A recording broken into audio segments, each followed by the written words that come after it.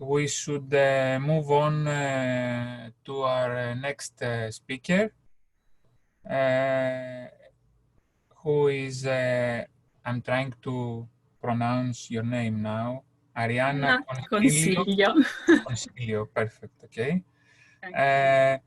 Who is going to talk us about the expression profiling of non-coding RNA in coronaviruses, provides clues for virus RNA interference with immune system response, something that is, we are looking forward to your presentation, and hopefully you give us an estimate of when this pandemic is going to be over, because we had too much.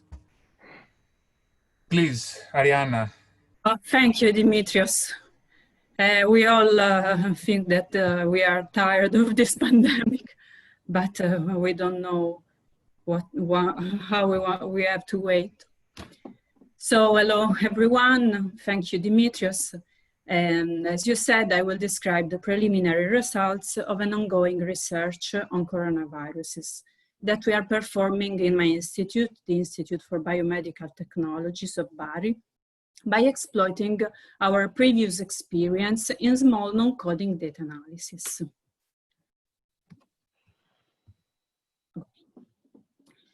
Due to a viral infection, the human immune system activates a complex response whose magnitude also depends on the interplay between the virus and the regulation of the host's immune response. As we all know, the most dangerous effects induced by SARS-CoV-2 are an exacerbated inflammatory response and an extensive lung pathology. Non-coding RNAs are essential regulators of human gene expression, and we also know that a natural and common defense mechanism used against viral infection is RNA interference, but this mechanism is known in plants and vertebrates, while for the humans, the existence of such a defense mechanism is still a matter of debate.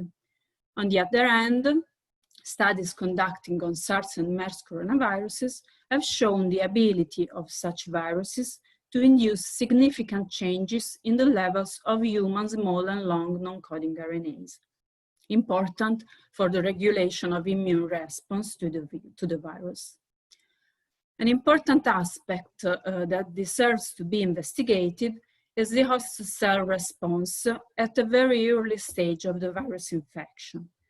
An extensive analysis of transcriptome profiles of infected cells is the most effective analysis approach to investigate at what extent and which gene signaling pathways are directly involved at this stage.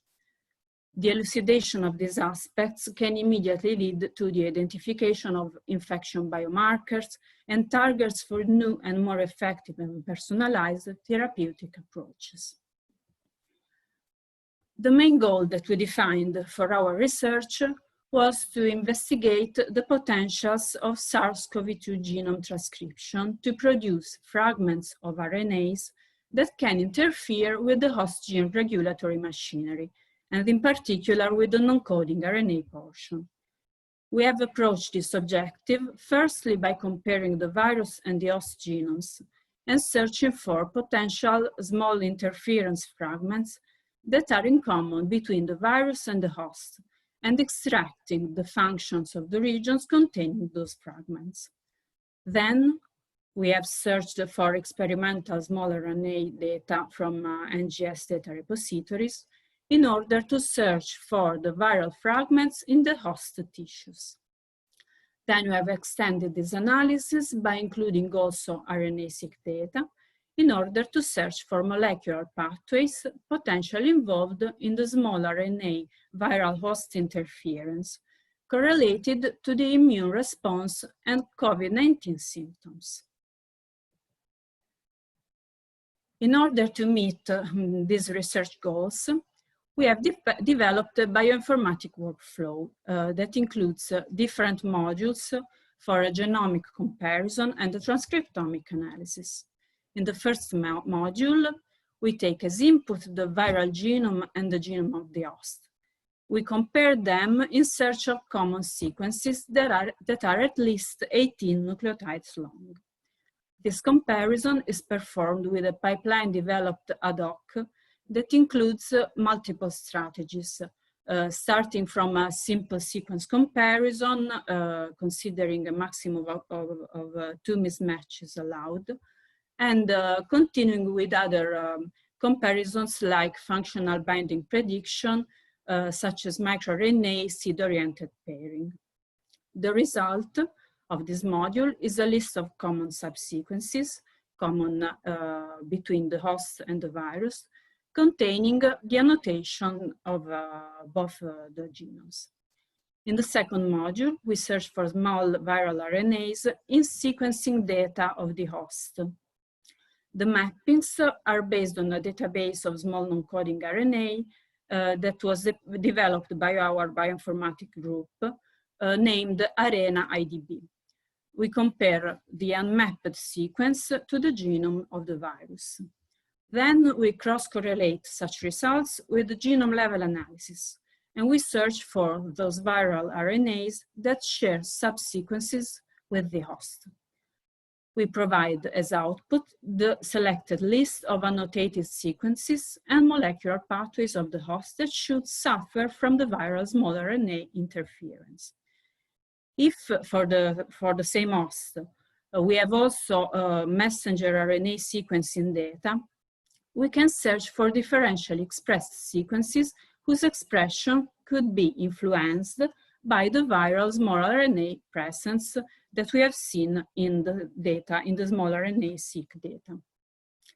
Actually, we are developing this last module that will allow the user to compare the results of different analyses.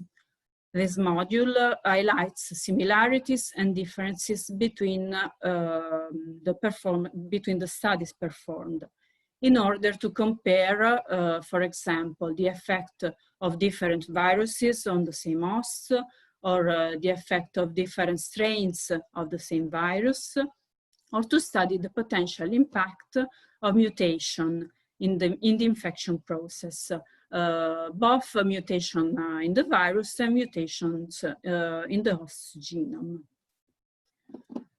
Now I will present you two interesting results that we have obtained by testing our workflow on coronavirus genomes and human NGS datasets that we have downloaded from NCBI, from Grillo and SRA repositories. In this first example, we have investigated the potential of coronavirus genome transcription to produce fragments of RNA that can interfere with the host regulatory non-coding RNAs by using small RNA data from 2 experiments. We have searched for viral RNA sequences in mouse and human small RNA NGS sequencing data of tissues infected by coronaviruses.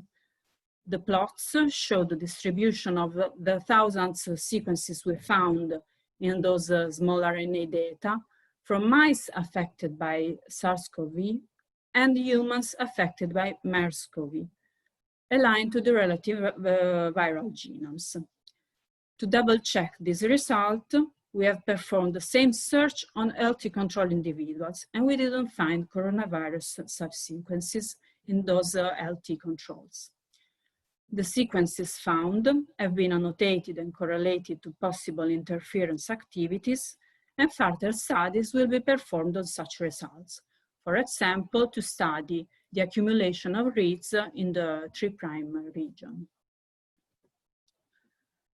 In the second example, we have analyzed the SARS-CoV-2 and the human genome, and we have exploited an RNA-seq experiment to get additional results. So the hypothesis of this sample is to see if viral genes of SARS-CoV-2 can work as sponges for endogenous human miRNAs, thus disabling their regulative functions. For the comparison of SARS-CoV-2 and human genome small subsequences, we have selected a set of microRNAs that share the full seed with the viral subsequences. A functional analysis revealed that such microRNAs target genes involved in the inflammatory response, and in particular with IL-4, IL-13 signaling pathway. These interleukins are two cytokines responsible for allergic asthma that in its most severe form has symptoms that are similar to those observed in COVID-19 patients. We have performed the same analysis on 6 other coronavirus genomes, and we didn't find those portions that we have found in SARS-CoV-2 that match the selected for miRNAs. Then we have analyzed the expression of the genes that are targeted by those miRNAs in COVID-19 infected human samples from an RNA-seq experiment. We have found that 14 genes out of 36 target of the studies for miRNAs are differentially expressed in the infected samples, and 10 of them are overexpressed.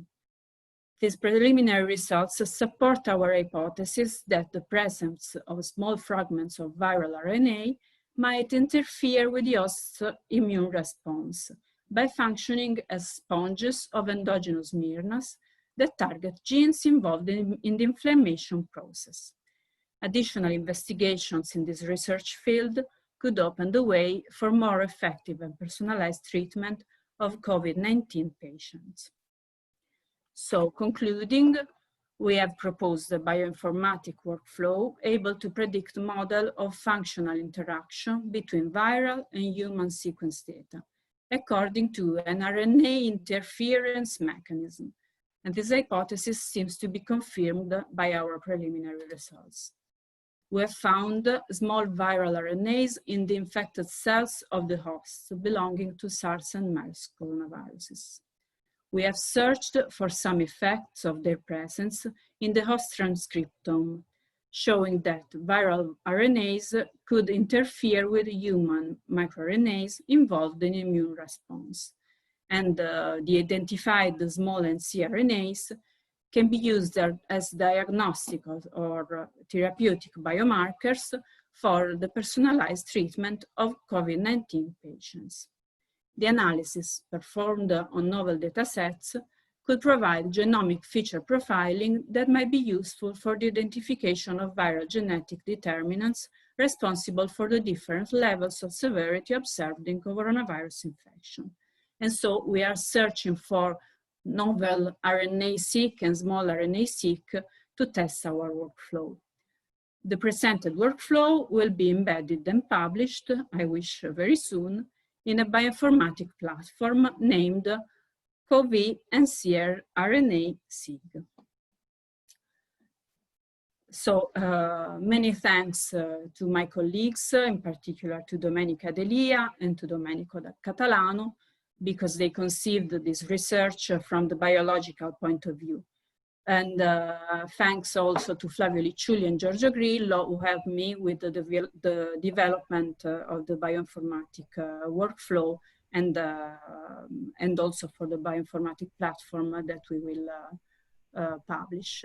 So many thanks also to Dimitrios, to all the organizers, and thank you all for the attention. Excellent. Thank you very much, Arianna, for a wonderful presentation. I have not too many questions, but I have a lot of ideas of things that we do in our lab that we can discuss with you. I'm not going to spend a lot of time now, but in the near future, we should talk about it. I'm going to ask a real fast question. So do you think that based on all the differences in the genomes and genomic organization and all the polymorphisms that we know that each one of us has, do you think that we should expect to have a different profiles of RNA in different people? And if we do, how can you then decide on which ones are suitable to be used as biomarkers and which ones are not? Sure, thank you for this question. As I said, our study will allow to make comparisons considering also the mutations of the virus or of the host genome. And so we are including the information about the SNPs that are known for the human genomes. At the moment, I can't answer with deeper words, but yes, it's very interesting, even if I think that maybe the most interesting mutations will be those studied on the viruses. Yes, yes. Excellent. And there is one more question from Eric, a philosophical question, as always. Did you find any signals that could support the conspiracy theory that this is a man-made virus? It could be a woman-made virus. That's No. why it's so resilient. Please. I think that we will soon have the answer to your question. Yes. I'm sure you are in the wonderful hands of Domenica, so everything is going to be fine. So if there are no other questions, thank you very much, Arianna. It was great listening to your presentation. And we should move on to the next presenter.